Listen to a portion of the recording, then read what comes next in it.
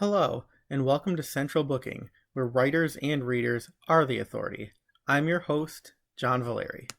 Today on Central Booking, I'm having such enormous fun with Sharon and Randi Hampson, keepers of the iconic Sharon, Lois, and Bram's legacy through new music, live and virtual performances, a vibrant social media platform, and children's books based on their most beloved songs. Their newest, One Elephant Went Out to Play, is an extended adaptation of a song that Sharon, Lois, and Bram recorded for their very first album in 1978, which was the fastest-selling children's record ever at the time. The song has had many iterations throughout the years, and even became the theme of Sharon, Lois, and Bram's wildly popular The Elephant Show. Randi conceived of a new story that expands on its message of friendship, diversity, inclusion, love, and counting too. There are even some callbacks to other classic Sharon, Lois, and Bram favorites. I'm looking at you, five little monkeys jumping on the web. Sharon, Bram, and Randi also recorded an all-new version of the song, the All Friends version, to coincide with the book's publication. Go look for that on your favorite streaming platform. One Elephant Went Out to Play is the follow-up to the nationally best-selling Skinnamarink, which is now available as a board book for babes. Both Skinnamarink and One Elephant Went Out to Play are illustrated by award winner Qin Leng.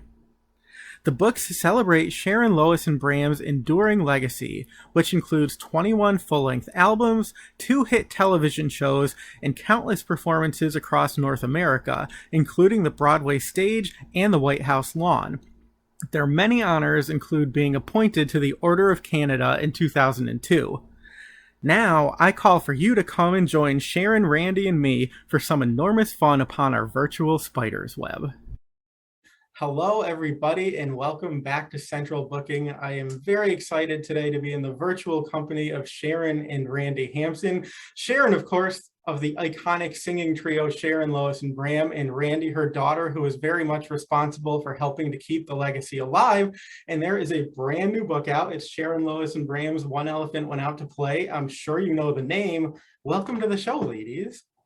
Thank you. What a lovely introduction. Thank you. Oh, I'm so thrilled to have you both back. You were both here when Skinnamarink came out a couple of years ago. And really quickly, let me just mention that that is also a board book now. So for younger readers, so it's hitting a new demographic, which is terrific. But I wanted to start with you, Sharon, because I think anybody who knows Sharon, Lois, and Bram and the Elephant Show knows the song One Elephant Went Out to Play. And the funny thing about this song and Skinnamarink, so both books, is they go all the way back to 1978, your very first album. So I'm wondering if you can tell us, the origin story of this song and how it's ultimately evolved. I mean, it was the theme song for your Elephant Show. Now it's this book. So if you can just give us a bit of a history of One Elephant Went Out to Play. Oh, I'd be happy to do that. That song is a lovely game, and we played it forever and ever with little children, where, one child is up and swinging his or her hand as a trunk with the tail and back. And then when it's 2 elephants, they hook onto each other. I think I learned it from Lois, and I don't know where she learned it, but we've sung it from the beginning. But I had occasion to sing that song in a French immersion classroom.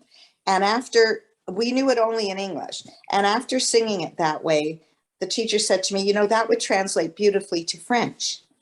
And so she helped me with the translation. Then I had a friend who taught French at a university, and he refined it.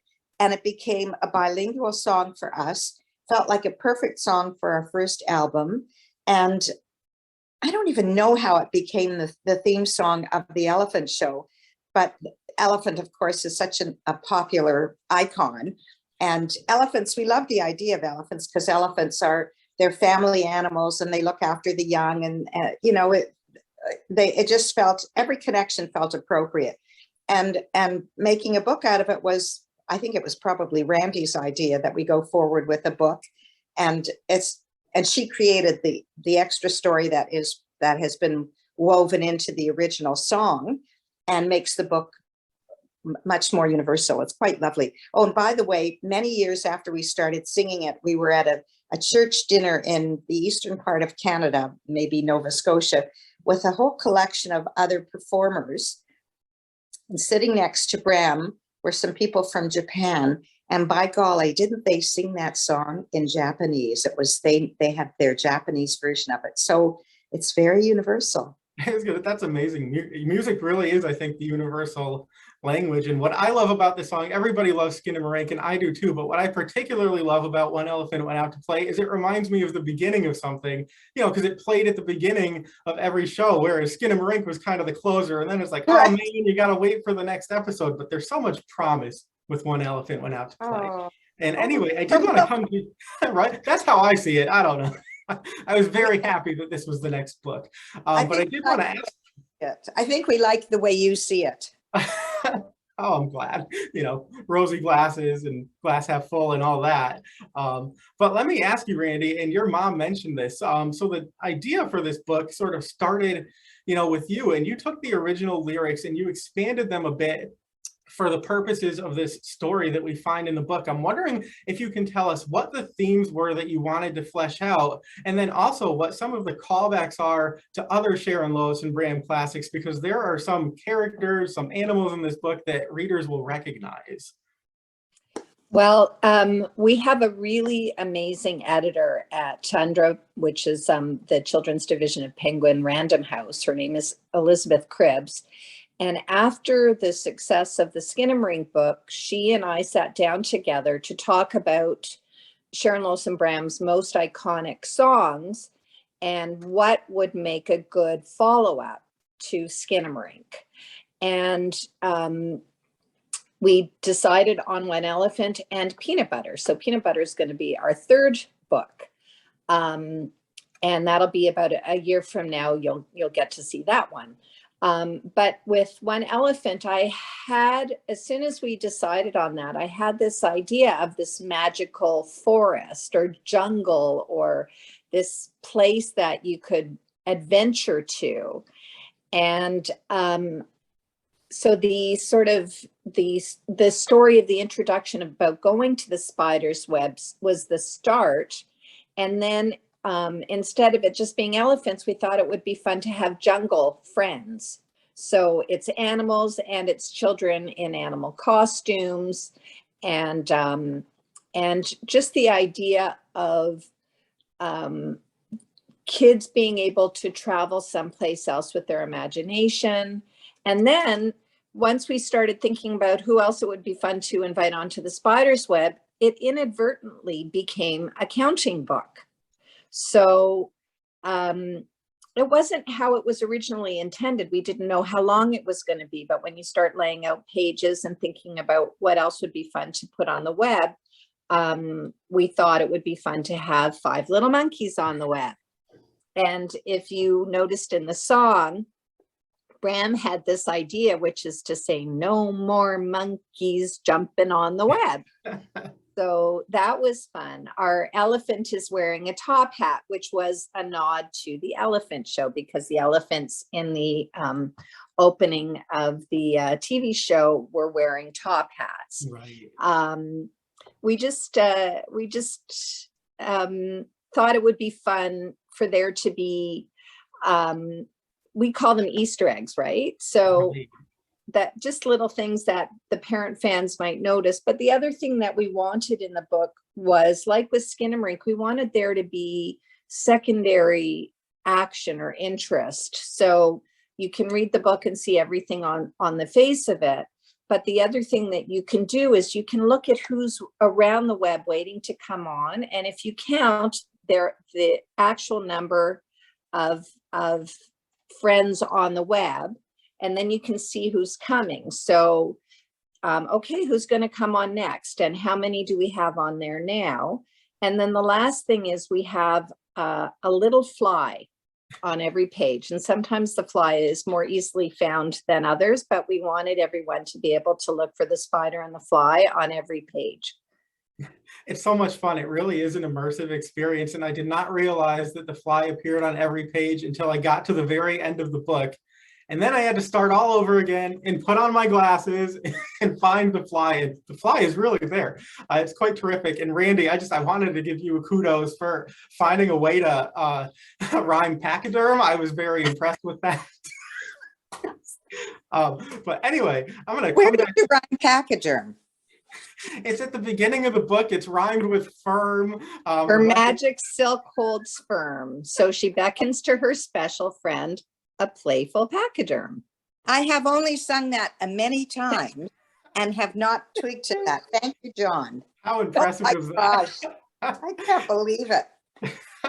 And I love that too. People think, children's literature is simple, but it's not. It's challenging, and you learn new language and words, which I love. And Sharon, I wanted to come back to you because we did speak about the fact that the song has, taken on new iterations over the years, and it's been reimagined several times. And yet again, now there's a wonderful new version, the All Friends version that you and Bram and Randi sing on, and children as well. So I'm wondering if you wouldn't mind telling us what it was like, to go into the studio and re-record that song with Bram and with Randi now. Of course, recording, I love recording. We have over the years recorded a lot, and it's always extremely satisfying. This happened during the pandemic, so it was a different recording experience. We did not go in. We rehearsed through online with Glenn Morley, last name, who's been with us. He's wonderful. He along with Randi produced the recording and conceived of it. And so we rehearsed. Everything about it was different because we rehearsed long distance, and we recorded, Randi and I, because we were connected during the pandemic, were able to go to the studio together. But Bram went earlier, and he left before. Nobody was in the studio together. So we did all the elements separately, which is different, which makes us more happy with the end result, because we didn't get to experience it as it was as an end. You never get to experience the end result when you're recording, not initially. That sounds completely. Do you understand anything that I just said? Yeah, no, and I think that's the magic of technology, is that somehow all these voices are interwoven, even though, you're in separate rooms at different times, but it came out so beautifully.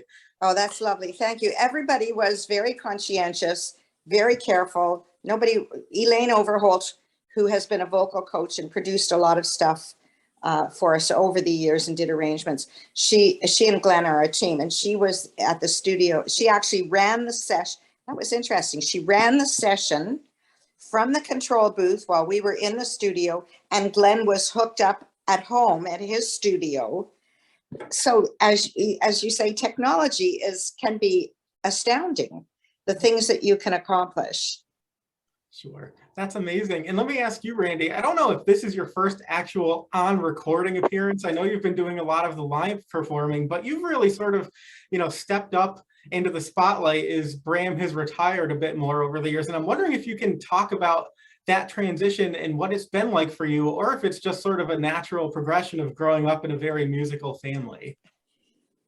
Well, I'm happy that it was a natural progression, but I think for my mom, she wasn't sure at first. We were going to embark on this new iteration when the pandemic hit, and she was nervous about it. She and Bram for 42 years of performing together. But when the pandemic hit, we started doing just little Facebook Lives together on the couch, the two of us, just chit-chatting and singing bits of songs. And it sort of evolved over time. And I think it's probably safe to say for our first live performance, you were a bit anxious. Yes. But now it feels very relaxed and normal. And one of the things I would say about the new One Elephant song is we've been performing now for live for about a year, I guess. We had one outdoor live concert last year in Ottawa, and we just started performing in front of families again this past May. And we only just started singing the One Elephant song in anticipation of the release of the book. And we'd recorded it, but we had, once it was recorded, we sort of put it away. So to sing it in front of children and their families, and to have them helping us count and seeing how it works as a live song, different from the original, was very exciting. And also for me, when I get to hear the words that I've created sung in an arrangement on stage, it's very, very thrilling. So it's a digression from the original question, but it's singing with my mother has been something I've done my whole life, my mother and my father. And I'm really grateful that she is still game and enthusiastic and excited to continue singing and letting me sing with her, because she's young and energetic and the music is timeless. So as long as families want to keep singing with us, I'm just going to keep dragging her on stage to do it. Well, that's what we love to hear. Me young. I would just add that if I may, that Randi is very musical. She, as you say, she grew up in a musical family, and she did a lot of singing and singing harmonies and all of that. And she knows about Sharon, Lois, and Bram. She knows more than I do. She remembers more. She'll remember things that I don't. I say no way, and she says yes.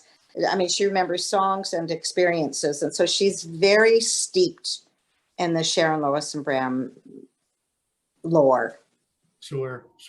And we all thank you for that, Randi, because you really are sort of preserving the legacy, and we might talk about that if we have a few moments later. But I wanted to ask too, this is the second book, and it's beautifully illustrated again by Qin Leng. And I'm just wondering, and I'll open this to either of you, whoever wants to speak to it, but can you talk about what appeals to you about her art and her illustrations and how they serve these songs, so well in an illustrative form, because the books are quite stunning. They are indeed. Go ahead, Randi. I can see you poised. Oh, well, the balance of whimsy and conception. So with the Skinnamarink book, we gave her the words, and we had certain themes and messages that we felt were really important. We wanted it to be an inclusive and diverse book. The same with One Elephant. We wanted to have a child in a wheelchair on the spider's web. We wanted to make sure that it wasn't just a bunch of white faces on the pages. We wanted to have diversity there. So those kinds of directions were conveyed, but the realization of how to achieve them was on her. So it's a collaborative process without us ever communicating directly with each other. Again, kind of amazing how these things, pull together when there's a vision behind it. And I love too, and I think I said this last year with the Skinnamarink book, but they're so inclusive, and the spines are again a rainbow, which is beautiful. And Sharon, let me ask you, you've been a children's entertainer, dare I say, for over 4 decades now. So what appealed to you about branching out, into children's books, which are a bit different than the song books that we sometimes got with earlier Sharon, Lois, and Bram albums? And how do you see these titles as maybe enhancing the overall Sharon, Lois, and Bram entertainment experience, which is very much of the senses and immersive? There's a wonderful children's bookstore very near where we live that I went to often, and we did signings there and things like that. We actually celebrated the Skinnamarink book launched at that store. But I was in there on more than one occasion where Eleanor, the owner, said, "You guys should really be doing a book, a book of song." And she would pull out a variety of books in the store that she had and showed them. And so finally, and also our distributor she must have heard the same message, and she was keen for us to do it. So there was finally, just kind of casually, a meeting with Penguin Books, and the woman in charge. What's her role, Randi? She's the publisher. What's her name? Tara Fowler.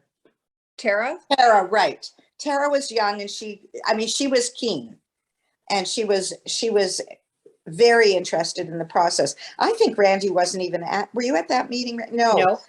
So funny, because Randi got quickly involved in all of that. So so it happened kind of came from within, from the suggestions from people who felt the lack of it. And then once we started talking about it, we knew that Skinnamarink was the obvious first choice. And Randi was the one who said, you need to extend it to make a book out of it. We used to tease that it would be a pamphlet if we hadn't. So she said, and probably we would like to be the ones to write the extra story rather than giving it over to someone else. We being Randi, because Bram and I had some feedback and some thoughts, but basically Randi did it. So, the thing is, I love the idea of a child going through the book, being able to sing the song or say the words, the overlap. We have heard from early days that people learn language, people learn to speak English from songs, from our songs, I'm sure from other songs as well. But that was feedback that we had. So the notion that you have it all combined in books here, I think is delightful. I don't know, John, if you can see this. Oh, it's not a great, I'll try and send you a copy afterwards. It is the window of Mabel's Fables. She has put together a window of One Elephant in Skinnamarink, which I'll happily share with you afterwards to promote the book. Could I just say in response to the notion of reading along and singing along, my mom and Bram have been singing the new version of Skinnamarink for about 3 years now. And my mom and I were at the Hillside Folk Festival in Guelph a couple of weekends ago. And people, they love to sing Skinnamarink because they love to do the actions and sing along and everything. And she always says, don't worry, there's some new words, but you get to do all of the old stuff too. And it's longer. So between each verse, they get to do the actions and sing, I love you. But we had something happen that has never happened before. It was a 6 p.m. show. We had a tent that was packed and spilling out into the grounds. A lot of grown-ups there without kids. And as we sang the musical introduction, when we got to it, also has some actions. They're really fun to do. And now we'd like to sing this special song with all of you. Tell John what happened, Mom. Well, it's hard to tell it without crying. The audience started to applaud and cheer and clap, and we couldn't carry on. Oh, wow. For a moment because of they'd been listening to those words. They understood what was coming and they were excited. And it was deeply, deeply moving. I know people love that song and I understand why. And I love that they love it. But so it's always a treat to sing it, always. But that was something remarkable. Sure, I'm sure, especially to experience that in person, after being in quarantine. That's actually a really beautiful moment.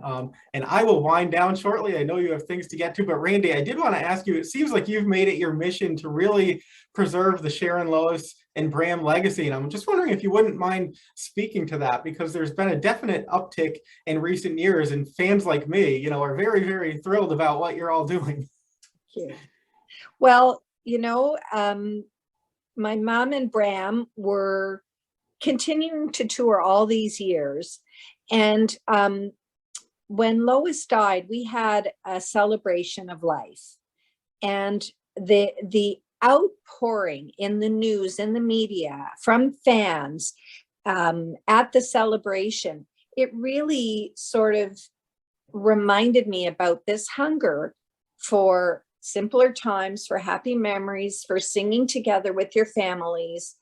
And I didn't want Bram and Sharon to just sort of, peter out. I wanted, if there was anything that I could do to help elevate them again, then I was determined to do that. So the 40th anniversary tour started out as a conversation and an idea to talk to Young People's Theatre about a concert there, which is returning to the first place that they performed. But really, it's been the response that has enabled me to build momentum, and we've explored new social media platforms. So Sharon, Lois, and Bram have, 1.5 million likes on TikTok and 130,000 followers. And, the Skinnamarink video has almost 5 million views, crazy things like that. We're working on, we are desperately trying to get the elephant show back on the air. We are working on a documentary feature film about the legacy of Sharon, Lois, and Bram called Skinnamarink Forever. And really, the message of the film, which is really my hope, is that children's music is timeless. If you look at the curation of songs that Sharon, Lois, and Bram have assembled through their vast array of albums, it's music from all different generations and genres and languages. So there's no reason why they shouldn't be forever. So I'm hoping that all of these things are building blocks for a future that ensures that the music of Sharon, Lois, and Bram carries on. That's outstanding. And I should mention really quickly, here's a subtle little nod to your most recent release, but there's a new live album too, Best of the Best Live. And I swear, if you close your eyes, it is like you were there reliving the experience. My mom and I listened to it together, and it transported us back like 30 years. It was amazing. So usually I end by, asking for a little teaser of what to expect next. But Randi, you were a goldmine. You told us that there's going to be another book. There's a documentary. You're working to get the elephant show back on the air, which I'm sure that, fans will jump around for that.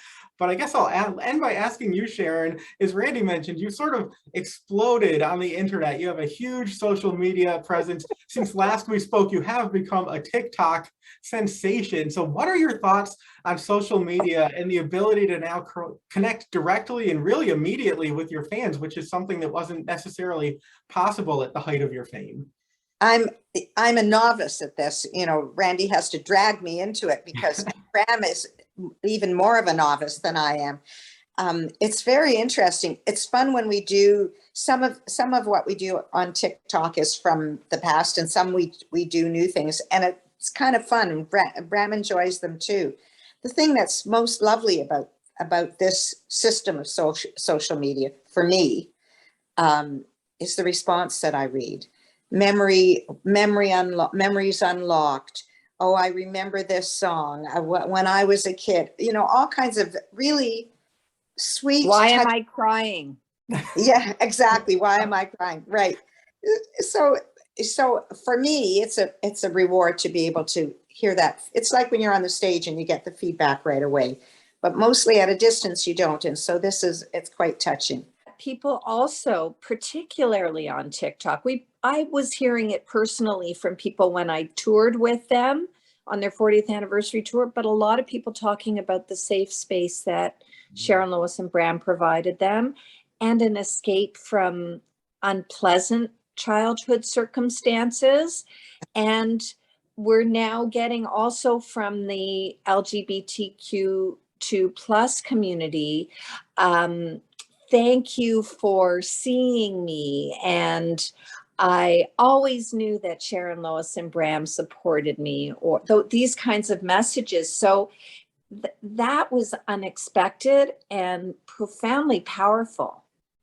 Yeah, that has to be incredibly gratifying. Before you say goodbye, I want to say, John, that you are a great interviewer. The things that you observed in the book, the quality of the questions you asked, it is not always thus, and it was really a pleasure to talk with you. Oh, well, thank you so much. Leave that in. My great joy. All right, I will leave that in because you made me. But I mean, I have loved you for years, and I love to see that the Sharon, Lois, and Bram legacy lives on and is going strong. And nostalgia is a very powerful thing. It's wonderful to revisit your music, and now people can do that through this beautiful book. So you got to go get it. One elephant went out to play. Sharon, Randi, thank you so much. It was lovely to see you both again. And listen to this single too. You can stream and download the single. You have to listen to the single. It's a whole experience. Read it, sing it, live it. Thanks, John. Thank you, John. You're terrific. That's it for this episode of Central Booking. Thanks for watching. and be sure to subscribe to our channel so you don't miss a thing.